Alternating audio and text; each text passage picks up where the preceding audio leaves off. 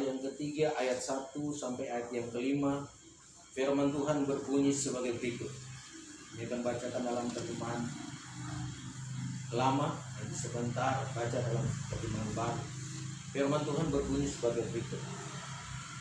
Arakia, maka datanglah firman Tuhan kepada Yunus pada kedua kalinya. Bunyinya, bangunlah engkau, pergilah ke Niniwe, negeri besar itu. Serukanlah kepadanya seru yang kukatakan kepadamu kelak. Hatta maka bangunlah Yunus, lalu berjalanlah ke Niniwe setuju dengan firman Tuhan. Adapun Niniwe itu sebuah negeri yang amat besar, luasnya perjalanan 3 hari. Maka mulailah Yunus berjalan keliling dalam negeri itu 1 hari lamanya sambil berseru, katanya, bahwa lagi 40 hari maka Niniwe akan dibongkar balik. Maka percayalah orang Niniwe itu akan Tuhan, lalu diserentakannya suatu hari puasa, dan mereka itu berpakaikan kain karung daripada besar dan kecil. Inilah firman Tuhan. Minta baca di dalam terjemahan baru. Yunus 3 ayat yang pertama. Datanglah firman Tuhan kepada Yunus untuk kedua kalinya, demikian, bangunlah, pergilah ke Niniwe, kota yang besar itu, dan sampaikanlah kepadanya seruan yang kufirmankan kepadamu. Ayat 3, bersiaplah Yunus, lalu pergi ke Niniwe sesuai dengan firman Allah. Niniwe adalah sebuah kota yang mengagumkan, besarnya 3 hari perjalanan luasnya. Ayat 4, mulailah Yunus masuk ke dalam kota itu sehari perjalanan jauhnya, lalu berseru, 40 hari lagi, maka Niniwe akan ditunggang balikan. Ayat 5, orang Niniwe percaya kepada Allah, lalu mereka mengumumkan puasa, dan mereka baik orang dewasa maupun anak-anak mengenakan kain kabung. Ya, silakan duduk. Firman Tuhan pada pagi hari ini adalah tentang kisah Yunus. Namun dalam kisah Yunus ini, ya, saya akan mengambil akan 3 pokok pembahasan, yaitu berbicara tentang bagaimana Yunus, seorang nabi yang dipakai oleh Tuhan untuk melaksanakan misi dan visi Tuhan. Kemudian yang kedua, yaitu kita melihat pertobatan orang Niniwe, dan yang ketiga, kuasa Allah dinyatakan di tengah-tengah orang Niniwe dan kepada Nabi Yunus. Saudara, kita memperhatikan, saudara, bagaimana Yunus seorang hamba Tuhan yang sudah dipanggil oleh Tuhan, seorang nabi yang hidup pada abad yang kelima sebelum Masehi. Dia dipercayakan oleh Tuhan untuk pemulihan bangsa Israel tatkala bangsa Israel itu kembali dari tawanan. Kita melihat, saudara sekalian, Yunus, ya, tatkala dia disuruh oleh Tuhan ke Niniwe, maka Yunus ini, saudara kasih dalam Tuhan, dia mengambil jalan lain. Artinya dia tidak dengar kepada Tuhan. Tuhan menyuruhnya pergi ke Niniwe, tetapi Yunus dia pergi ke Tarsis. Kenapa, saudara kasih dalam Tuhan? Kalau dikatakan, saudara sekalian, ya, dalam Yunus pasal yang ke-1, ya, dikatakan gini. Yunus 1 ayat yang kedua. Bangunlah engkau, pergilah ke Niniwe, negeri besar itu, dan berserulah akan dia, karena kejahatannya sudah naik sampai di hadapan hadiratku. Ya. Karena orang Niniwe itu orang yang hidup dalam kejahatan. Di sana banyak penyembahan berhala. Sehingga karena penyembahan berhala, maka orang-orang menjadi jahat. Berhala itu berarti mereka punya Allah lain, yaitu punya iblis, ya, punya kekuatan gaib, ya, punya daya supranatural yang melebihi kekuatan manusia. Penyembahan berhala ini sangat dibenci oleh Tuhan. Sebab itu kita gereja Tuhan, orang yang percaya, jangan kita menyembah berhala. Zaman Yunus, zaman sekarang, itu penyembahan berhala lebih kuat lagi zaman sekarang. Ya. Karena di zaman ini, ya, penyembahan berhala bukan lagi kita pergi ke batu-batu yang besar, bukan lagi kita pergi pada pohon yang besar, tetapi penyembahan berhala sudah ada di rumah, sudah ada di mal-mal, sudah ada di tempat-tempat yang istimewa luar biasa yang dibentuk sedemikian rupa. Sehingga inilah kecanggihan teknologi dan iblis, saudara sekalian, bagaimana berusaha untuk menjatuhkan manusia. Penyembahan gedung. Ya, orang melihat apabila gedung bagus maka dia mau beribadah kepada Tuhan. Kalau gedungnya tidak bagus dia tidak mau beribadah kepada Tuhan. Itu orangnya tertarik karena gedung, mau beribadah karena gedung. Itu suatu penyembahan yang salah. Kemudian penyembahan pemimpin. Gereja Tuhan akhir zaman ini banyak selalu mengandalkan manusia, mengandalkan pemimpin. Sehingga kadangkala firman Tuhan diabaikan. Ibadah diabaikan karena mengharapkan pemimpin untuk datang. Kadangkala ibadah tertunda menantikan seorang pemimpin. Seakan-akan acara itu, ibadah itu hanya boleh jadi berkualitas tatkala ada pemimpin yang datang. Tetapi saya mau ingatkan bahwa ibadah itu akan berkualitas. Ibadah itu akan berkuasa apabila ada kehadiran Tuhan. Untuk apa ibadah kalau tidak ada kehadiran Tuhan? Seberapa banyak orang yang hadir tanpa kehadiran Tuhan percuma. Tetapi meskipun hanya sebagian kecil, karena firman Tuhan menjamin cuma 2-3 orang berhimpun atas nama Tuhan, Tuhan ada. Jadi yang pokok dalam ibadah itu kita memuliakan Tuhan. Tanpa kita memuliakan Tuhan, kita tidak berkenan kepada Tuhan. Nah, oleh sebab itu Yunus ya tidak mau ke sana karena penuh dengan kejahatan. Kemudian juga saudara ya, dikatakan di dalam Amos pasal yang kelima ayat 4 dan ayat yang kelima, Tuhan melarang umat-umat Tuhan untuk ke bait Allah, tempat berdoa. Kita baca Amos pasal 5 ayat 4 dan ayat yang kelima. Ayat 4, sebab beginilah firman Tuhan kepada kaum Israel, carilah aku maka kamu akan hidup. Janganlah kamu mencari Betel, janganlah pergi ke Gilgal, dan janganlah menyeberang ke Berseba. Sebab Gilgal pasti masuk ke dalam pembuangan dan Betel akan lenyap. Iya, ini saudara sekalian Nabi Amos sampaikan kepada orang-orang pilihan Tuhan, orang Israel ya. Carilah Tuhan dan hiduplah. Tetapi jangan kamu cari di Betel, jangan cari ke Gilgal, dan jangan berangkat ke Berseba. Karena sesungguhnya orang Gilgal akan dipindahkan dengan tertawan dan Betel akan ditiadakan. Kenapa Tuhan melarang ke Betel? Sedangkan Betel itu adalah rumah Tuhan, tempat perhimpunan antara jemaat dengan Tuhan, antara manusia dengan Tuhan. Maksudnya saudara-saudara, secara rohani, bahwa kalau hidup kita tidak baik, tidak benar, belum berkenan kepada Tuhan, masih penuh dengan kejahatan, maka Tuhan tidak menginginkan kita datang kepada Tuhan. Dari satu sisi, Betel itu tempat yang kudus, tempat orang-orang beribadah kepada Tuhan. Orang yang datang kepada Tuhan harus membersihkan diri. Itu sebabnya saudara-saudara Tuhan, yang terjadi di Niniwe itu penyembahan berhala terlalu besar.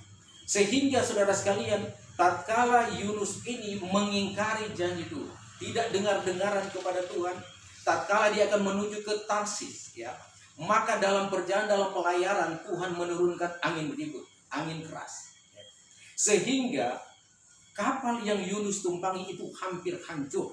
Orang merasa takut, orang merasa bimbang, khawatir, sehingga kapal itu hampir hancur.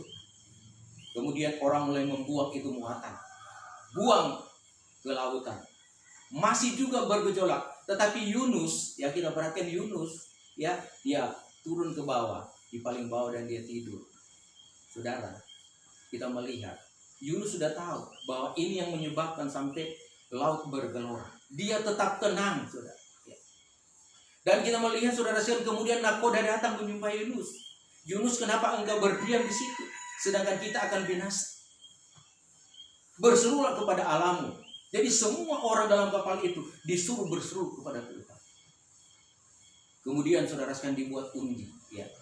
Nakoda kapal membuat undi. Siapa yang menyebabkan sampai badai ini terjadi? Ternyata yang kena Yunus. Kita melihat di sini bahwa Yunus itu ya yang kena undian. Kemudian nakoda tanya, kenapa? Dari mana? Dan siapa engkau? Dia mengatakan, saudara sekalian, bahwa Yunus itu dia berkata kepada nakoda itu, bahwa dia itu orang yang takut akan Allah. Ya. Orang dengar-dengaran kepada Tuhan. Dan Tuhan menyuruh dia untuk ke Niniwe, tetapi dia melarikan diri ke Tarsis. Kemudian nakoda katakan, apa yang harus kami buat kepadamu? Supaya laut ini akan tenang, supaya badai ini akan berlalu. Yunus katakan, buanglah aku ke laut. Dan terjadi, saudara dalam Tuhan. Tatkala mereka membuang Yunus ke laut, maka teduhlah laut itu. Sehingga amanlah. Dan saudara sekalian, peristiwa Yunus itu bukan hanya sampai dibuang ke laut, tetapi Tuhan menyuruh ikan yang besar untuk menelan Yunus. Tatkala dia ditelan oleh ikan yang besar, maka selama 3 hari Yunus ada dalam perut ikan. Dan perhatikan saudara, bahwa tatkala orang sudah masuk dalam perut ikan, maka saudara sekalian nasibnya saudara sekalian tidak akan hidup lagi. Tetapi untung Yunus dalam pemeliharaan Tuhan. Untung Yunus dalam perlindungan Tuhan. Sehingga dia bukan keluar di belakang, tetapi keluar di depan. Tuhan menyuruh memuntahkan ke darat. Dan ini suatu keajaiban. Tuhan masih berkemurahan kepada dia. Pada kali yang kedua dalam pasal yang ketiga tadi, ya, Tuhan kembali menyuruhkan Yunus untuk ke Niniwe. Dan saudara kasih dalam Tuhan, Yunus ke Niniwe. Kita perhatikan saudara, Yunus adalah merupakan hamba Tuhan, nabi Tuhan. Kadangkala hamba-hamba Tuhan yang jadi penyebab sehingga terjadi musibah, terjadi kegoncangan. Sebab itu kita sebagai hamba-hamba Tuhan, mari kita menyadari diri. Sebagai anak-anak Tuhan yang sudah mengenal Tuhan, sudah dipilih oleh Tuhan, mari kita sadar diri. Apakah perbuatan kita sudah benar atau tidak? Jangan kita mempersalahkan orang lain, tetapi kita lebih dulu mempersalahkan diri kita sendiri. Agar supaya Tuhan akan melihat dan kita sudah akan menyadari, merubah diri kita, cara kita, supaya yang tidak berkenan kepada Tuhan kita lakukan, yang berkenan kepada Tuhan kita ambil. Sehingga tenanglah hidup kita. Kadang-kala bencana terjadi dalam keluarga hanya karena perbuatan kita. Sebab itu saudara-saudara kita diingatkan oleh firman Tuhan supaya introspeksikan diri, bersihkan diri sehingga Tuhan akan berkenan akan kita. Saudara kasih dalam Tuhan, kita lanjut bahwa tatkala Yunus kembali disuruh untuk ke Niniwe, ya. Orang Niniwe ini saudara sekalian, ya, satu negeri yang besar dan perjalanan selama 3 hari. Dan selama sehari Yunus, ya, menyampaikan maksud Tuhan, ya, bahwa ya di dalam ayat yang ke-4 dikatakan, maka mulailah Yunus berjalan keliling dalam negeri itu 1 hari lamanya sambil berseru katanya, bahwa lagi 40 hari maka Niniwe akan dibongkar. Suatu firman yang ditujukan kepada orang-orang Niniwe yang hidup dalam kejahatan. Tetapi kita melihat di sini respon atau saudara sekalian tanggapan pendengaran hati daripada orang-orang Niniwe. Tatkala mereka mendengar firman Tuhan ini, ya, bukannya mereka memberontak kepada Tuhan, tetapi mereka bertobat, ya, mereka berbalik kepada Tuhan, meninggalkan perbuatan-perbuatan jahat, dan mereka saudara sekalian kembali insaf akan perbuatan mereka. Gereja Tuhan, saya dan saudara diingatkan di akhir zaman ini. Firman Tuhan sering kita dengar. Sudah sekian lama kita jadi orang Kristen. Kita melayani pekerjaan Tuhan. Kita beribadah. Setiap hari mungkin ada ibadah. Setiap minggu kita beribadah kepada Tuhan. Namun Tuhan melihat dalam hati kita, adakah pertobatan? Adakah firman di dalam hati? Kadang-kala saudara sekalian, ya, hidup kita, ya, datang kepada Tuhan seada-adanya. Artinya, ya, sama yang dikatakan oleh Tuhan kepada yang dikatakan di dalam Matius pasal yang ke-15, ya. Mari kita baca Matius pasal yang ke-15.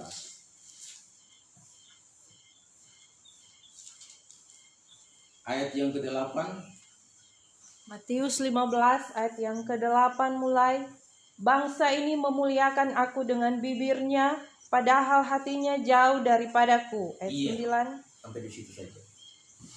Bangsa ini menghormati aku dengan mulutnya, tetapi hatinya jauh daripada Tuhan. Ini saudara-saudara yang terjadi bagi kita orang-orang yang percaya gereja Tuhan akhir zaman ini. Ya, kelihatannya kita beribadah. Tuhan dan orang melihat kita beribadah datang di gereja. Tetapi dalam pemandangan Tuhan, Tuhan melihat sampai ke dalam hati. Tidak ada yang tersembunyi di pemandangan Tuhan. Kesungguh-sungguhan kita Tuhan tahu. Kepura-puraan kita Tuhan tahu. Nah, oleh sebab itu saudara-saudara Tuhan, karena Tuhan tahu, maka mari kita sadar diri. Kita mengerti apa kehendak Tuhan, ya. Efesus 5 katakan, jangan kamu bodoh, tetapi mengertilah kehendak Tuhan. Artinya kalau kita tidak melakukan sesuai dengan kebenaran firman Tuhan, kita menjadi bodoh. Orang yang bodoh itu tidak mengerti kehendak Tuhan. Marilah kita berhikmat, ya. Marilah kita memiliki kebenaran firman Tuhan. Dan firman Tuhan, saudara sekalian, kalau ada di dalam hati, maka kita akan melihat, saudara sekalian, sesuatu yang kita kerjakan itu akan berhasil. Dikatakan, saudara sekalian, di dalam kitab Nabi Yesaya pasal yang ke-32. Ya, mari kita baca firman Tuhan. Ayat yang ke-17. Yesaya 32 ayat yang ke-17. Di mana ada kebenaran, di situ akan tumbuh damai sejahtera, dan akibat kebenaran ialah ketenangan dan ketenteraman untuk selama-lamanya. Firman Tuhan adalah kebenaran. Ya. Di mana ada kebenaran, di situ akan tumbuh damai dan sejahtera. Dan akibat daripada kebenaran itu, ketenangan dan kesejahteraan di dalam hidup kita. Kebenaran itu adalah firman Tuhan. Firman Tuhan, Yohanes 1 ayat 1, firman Tuhan adalah Tuhan sendiri. Jadi kalau Tuhan ada di dalam hidup kita, maka saudara kasih dalam Tuhan, kita hidup di dalam kebenaran. Orang akan melihat kehidupan kita akan berkenan kepada Tuhan. Karena dikatakan oleh Rasul Paulus kepada jemaat yang ada di Korintus, kalau Tuhan ada dalam kita, kita menjadi berkat bagi Tuhan. Menjadi contoh, menjadi teladan dalam dunia. Orang melihat kita sesuai yang ada tertulis dalam kebenaran firman Tuhan. Karena dikatakan oleh Rasul Paulus, kamu adalah suratan Allah yang terbuka, yang dibaca oleh orang. Jadi mari kita berubah dengan segala pembaruan hati, supaya kita hidup berkenan kepada Tuhan. Yunus, saudara sekalian, mengabaikan janji Tuhan. Ya. Sebab itu saudara sekalian, jangan kita mengabaikan janji Tuhan. Kita akan mengalami bagaimana saudara sekalian pergumulan dalam kehidupan ini kalau kita meninggalkan Tuhan. Ya. Kalau kita meninggalkan Tuhan sangat berbahaya. Akhir zaman ini, jangan kita meninggalkan Tuhan. Yeremia 17 ayat yang ke-13. Kalau kita meninggalkan Tuhan, mari kita baca firman Tuhan. Yeremia 17 ayat yang ke-13. Yeremia 17 ayat yang ke-13. Ya pengharapan Israel, Tuhan, semua orang yang meninggalkan Engkau akan menjadi malu. Orang-orang yang menyimpang daripadamu akan dilenyapkan di negeri, sebab mereka telah meninggalkan sumber air yang hidup, yakni Tuhan. Iya, ini saudara sekalian, orang-orang yang meninggalkan Tuhan. Dalam terjemahan lama dia katakan begini, bahwa Tuhan itulah pengharapan orang Israel.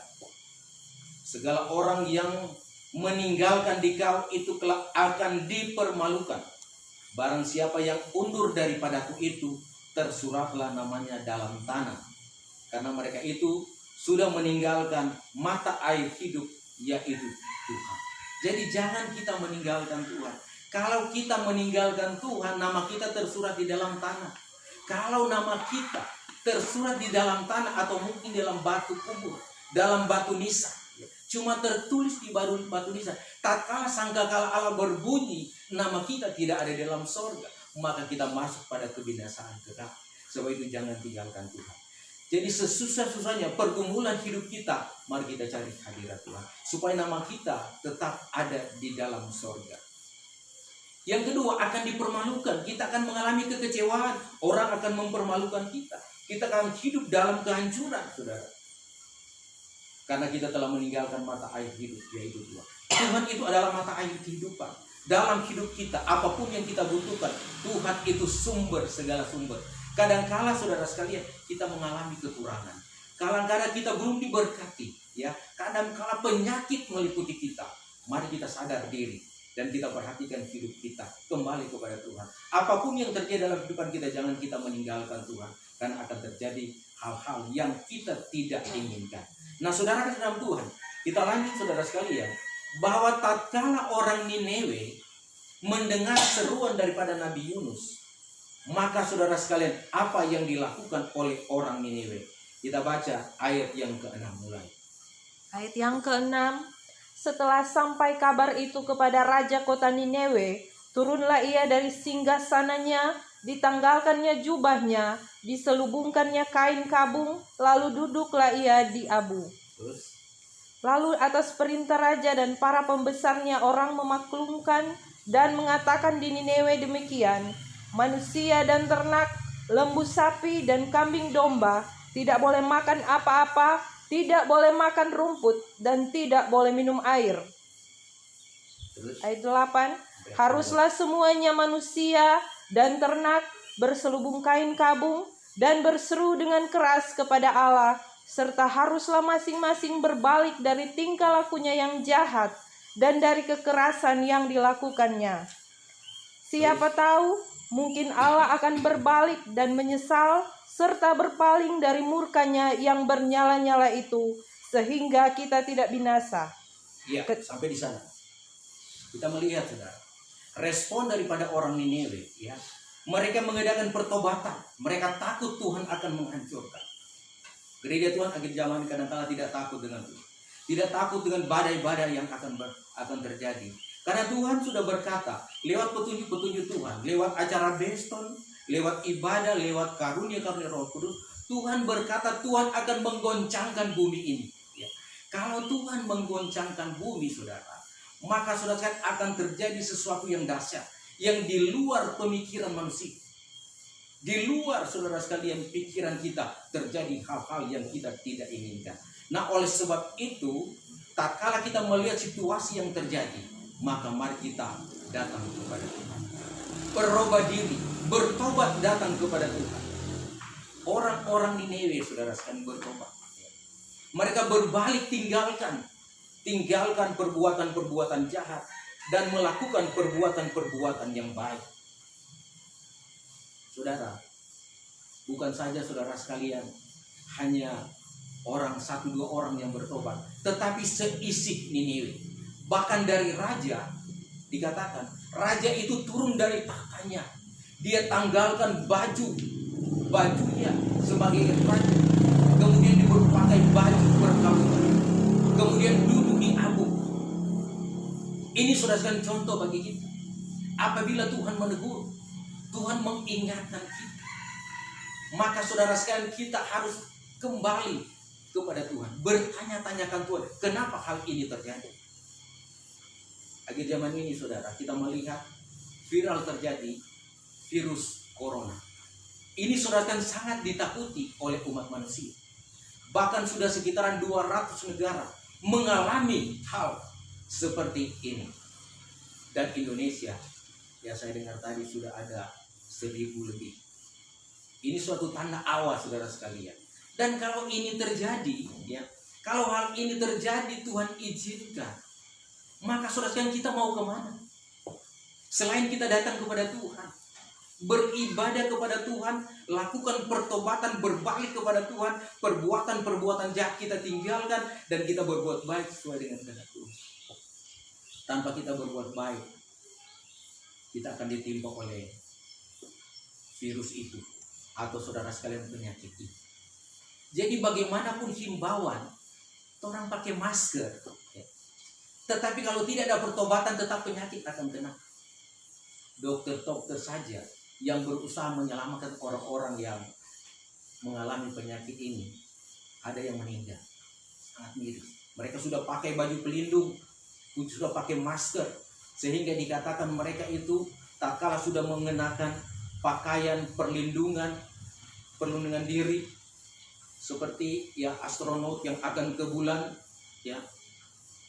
Mereka itu hidup di dalam ya suasana yang tubuh yang karena tidak ada udara, susah untuk bernafas dan untuk buang air kecil saja tidak bisa, makan tidak bisa selama 8 tahun. Mereka bisa bertahan. Mereka adalah pahlawan-pahlawan yang berusaha menyelamatkan orang-orang. Dan saudara kasih dalam Tuhan, ya, semuanya itu Tuhan izinkan terjadi, sehingga kita adakan pertobatan masalah. Kalau pemerintah menghimbau, ya, kita harus menangkal, berusaha menghindari, membersihkan diri, cuci tangan, ya, menjaga jarak, itu harus kita lakukan. Jangan ada perhimpunan lagi yang besar, bahkan mal-mal ditutup. Perusahaan-perusahaan banyak yang mengalami kerugian besar. Ini akibat daripada virus corona. Dan saudara ke dalam Tuhan, kenapa orang takut dengan virus corona? Ya, saya mau katakan di sini, sebetulnya orang tidak takut dengan corona, tetapi orang lebih takut untuk mati. Ya. Orang lebih takut, saudara sekalian, untuk mati. Karena virus corona apabila menimpa seseorang, dia akan terpisah dari keluarga. Masuk rumah sakit saja tidak bisa digosok. Dokter saja, ya, masuk ke sana pakai alat perlindungan diri. Mana keluarga akan ke sana? Jadi tatkala dia mengalami positif, maka dia harus dikarantina. Saudara dalam badan sakit kemudian tidak bisa dikunjungi, dilawati, tidak ada hubungan dengan orang lain. Tinggal menunggu hidup atau mati. Kalau dia hidup, tentunya dia akan kembali dengan keluarga. Tapi kalau dia mati, akan dikremasi oleh pemerintah. Kemudian penguburan saja, entahkah kita akan diundang oleh pemerintah atau tidak. Kadang-kala tidak hadir di sana. Suatu hal yang ditakuti oleh manusia. Sebab itu mau terhindar dari masalah ini, kita harus kembali datang kepada Tuhan.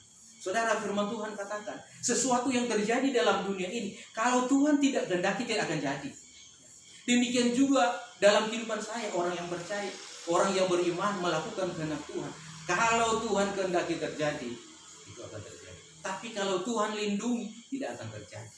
Ya. Dikatakan saudara sekalian, ya, sesuatu yang Tuhan mau kerjakan, maka Tuhan akan sampaikan kepada orang-orang pilihan Tuhan, hamba-hamba Tuhan.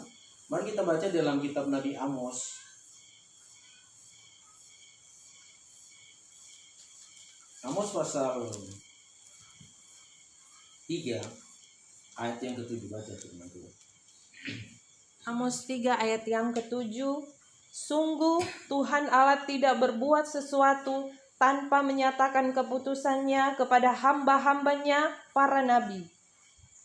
Ya, Tuhan tidak akan melakukan sesuatu sebelum dia sampaikan kepada hamba-hamba Tuhan dan nabi-nabi. Sebab itu dalam perhimpunan harus menantikan atau merasakan kehadiran Tuhan. Dalam ibadah itu Tuhan mau berbicara, menyampaikan segala sesuatu.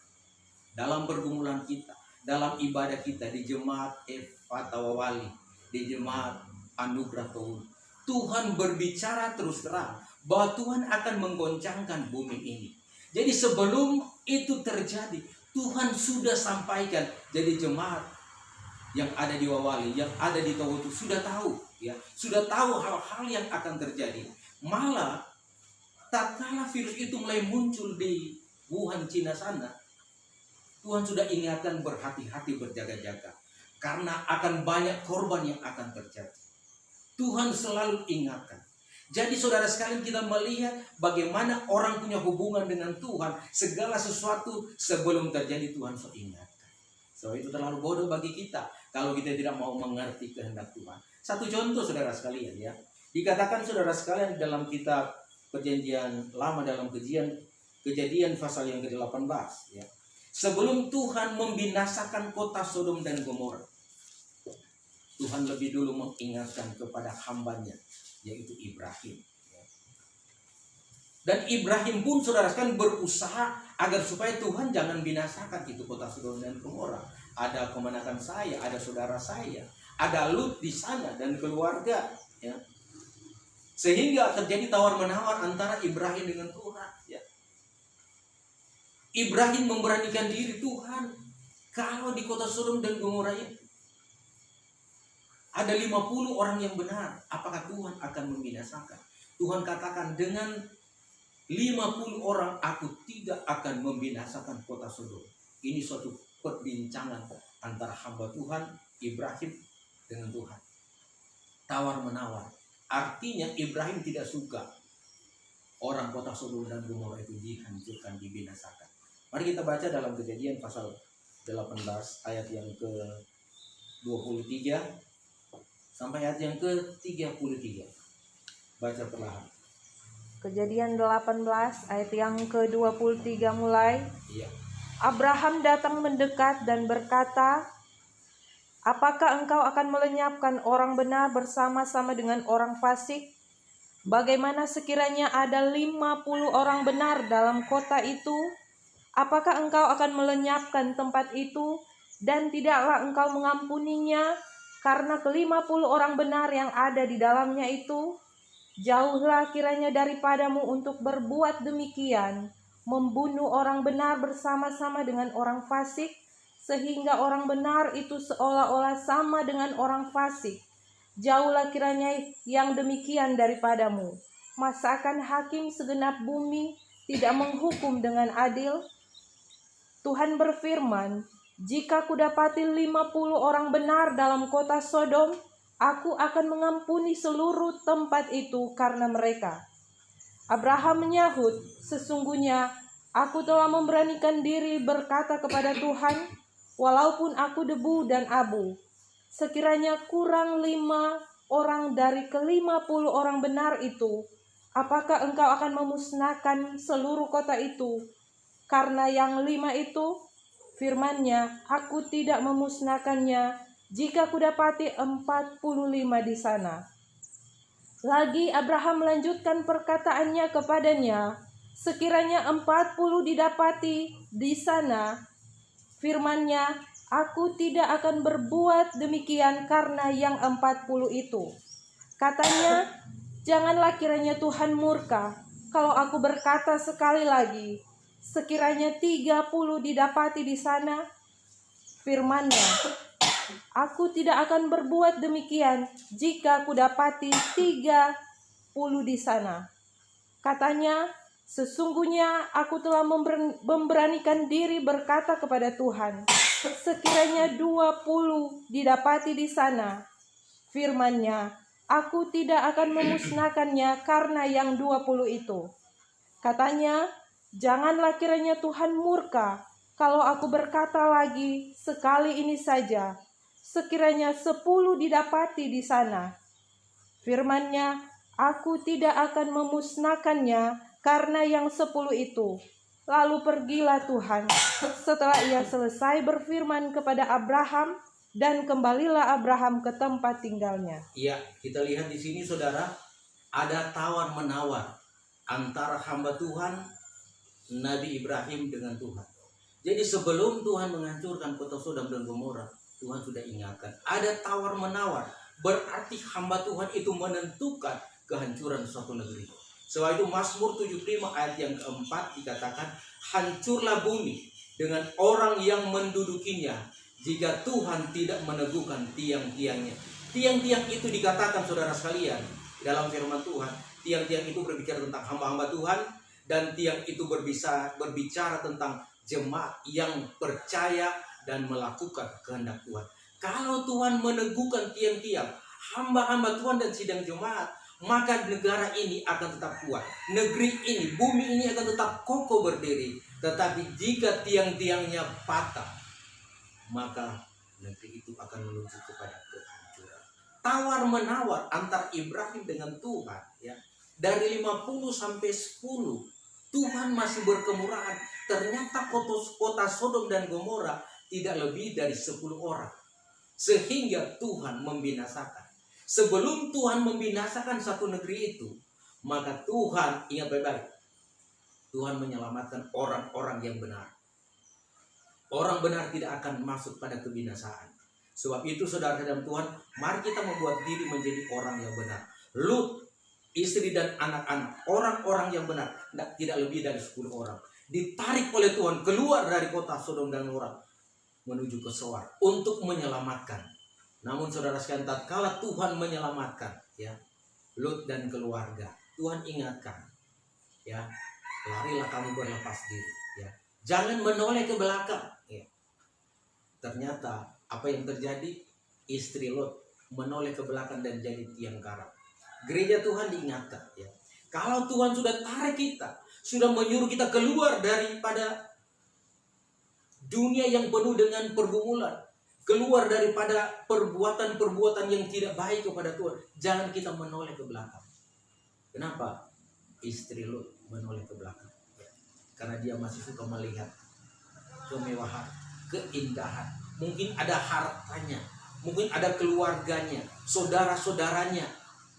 Makan saudara kasih dalam Tuhan, orang dekat dengan dia. Sehingga dia sudah berpikir-pikir tentang kota Sodom dan Gomora. Tetapi Tuhan tidak berkenan. Tatkala Tuhan menyelamatkan kita, maka kita harus saudara sekalian percaya kepada Tuhan dan tinggalkan segala perkara. Itulah Tuhan, saudara. Tuhan sangat baik dalam hidup kita. Sebab itu kalau saudara sekalian kita sudah dipanggil oleh Tuhan, jangan lagi ada yang mengikat kita. Tuhan Rasul Paulus katakan kepada jemaat yang ada di Roma 8 ya. Jikalau kamu sudah dimerdekakan daripada dosa, janganlah kamu menjadi hamba dosa, tetapi jadilah hamba pada kebenaran. Sebab itu saudara sekalian kita melihat kekuasaan Tuhan. Kita melihat saudara sekalian acara Tuhan. Luar biasa. Tatkala Tuhan memproses hamba Tuhan, Tuhan memproses sidang jemaat, Tuhan memproses orang-orang Niniwe, saudara sekalian. Tatkala saudara sekalian dari raja sampai rakyatnya bertobat, disuruhlah oleh raja keluarkan satu perintah agar supaya semua yang hidup, termasuk manusia dan binatang, jangan diberi makan, harus berpuasa. Dan saudara kasih dalam Tuhan, ini suatu tindakan yang luar biasa, menjadi contoh bagi kita orang-orang akhir zaman. Peristiwa, masalah-masalah bisa terjadi, bencana-bencana bisa terjadi, hanya Tuhan kita tempat berlindung. Tetap meminta pertolongan kekuatan daripada Tuhan. Karena saudara sekalian, apa yang terjadi kita baca Yunus pasal yang ke-3 ayat yang ke-8. Yunus 3 ayat yang ke-8. Haruslah semuanya, manusia dan ternak, berselubung kain kabung dan berseru dengan keras kepada Allah, serta haruslah masing-masing berbalik dari tingkah lakunya yang jahat dan dari kekerasan yang dilakukannya. Iya, saudara sekalian bertobat ya, bertobat dan tinggalkan perkara-perkara lama, menyesali perbuatan-perbuatan yang jahat dan berbuat baik. Itu yang Tuhan kehendaki. Dan kalau saudara sekalian orang Niniwe berbuat demikian, maka apa yang terjadi? Ya, rencana Tuhan untuk membongkar balikan, untuk menghancurkan kota Niniwe dibatalkan oleh Tuhan. Kita baca ayat yang ke-10. Ayat yang ke-10.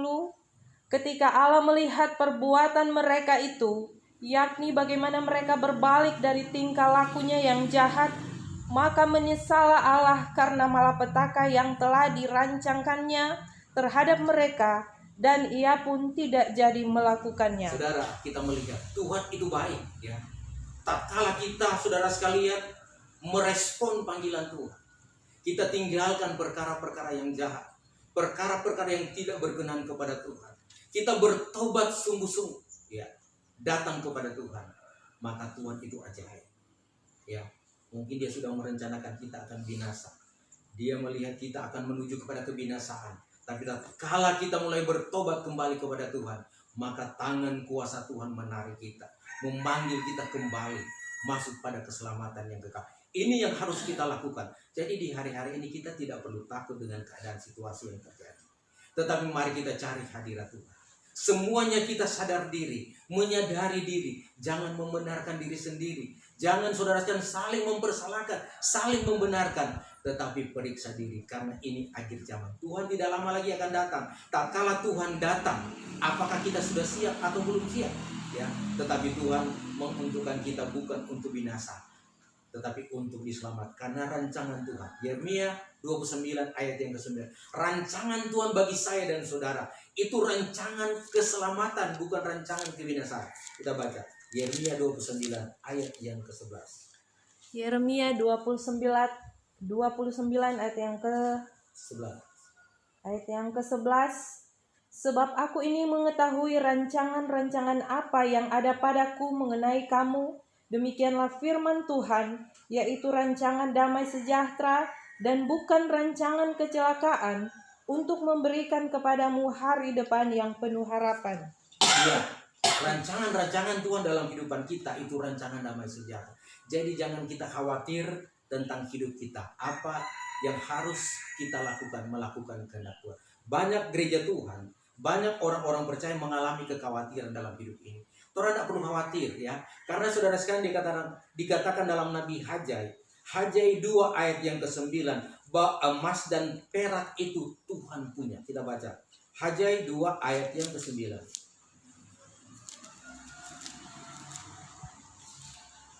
Haggai 2 ayat yang ke-9. Kepunyaankulah perak dan kepunyaankulah emas, demikianlah firman Tuhan semesta alam. Demikianlah firman Tuhan. Tuhan yang mempunyai emas, Tuhan yang mempunyai perak. Tuhan berkuasa di bumi, di langit, dan di sorga. Kalau Tuhan punya kuasa, kita ini sebagai anak-anak Tuhan, tidak perlu kita takut, saudara. Tetapi mari kita mengerti apa kehendak Tuhan. Jangan kita menjadi bodoh. Jangan saudara sekalian kita tinggalkan Tuhan. Tetapi saudara sekalian, mari saudara sekalian ya, kita cari hadirat Tuhan. Sebab itu Tuhan katakan, mari kita berpaling kepada Tuhan. Karena saudara dalam Tuhan ya, kalau kita berpaling kepada Tuhan, maka kita akan terpelihara. Yesaya 45 ayat yang ke-22. Kita baca firman Tuhan. Yesaya 45 ayat yang ke-22. Yesaya 45 ayat yang ke-22. Berpalinglah kepadaku dan biarkanlah dirimu diselamatkan, hai ujung-ujung bumi, sebab akulah Allah dan tidak ada yang lain. Iya, itu dalam terjemahan baru. Terjemahan lama dikatakan begini. Berpalinglah dirimu kepadaku, supaya terpeliharalah kamu, hai segala ujung bumi, karena akulah Tuhan, tiadalah yang lain lagi. Suatu hal yang luar biasa. Kita diberkati oleh Tuhan. Sebab itu, sebagai hamba Tuhan, sebagai sidang Jumat, dimanapun saudara mendengar akan pemberitaan firman Tuhan ini, satu hal, jangan kita tinggalkan Tuhan. Jangan kita tinggalkan perhimpunan, meskipun cuma di rumah ya. Mari kita cari Tuhan dalam pribadi, di dalam doa. Karena Tuhan memintakan kita cari Tuhan bukan hanya berkelompok, pribadi saja. Kunci kamar, berdoa, tutup pintu, berdoa, kemudian kita akan melihat pertolongan Tuhan. Kiranya Tuhan memberkati kita semua. Shalom. Kita akan masuk pada doa dan penyembahan.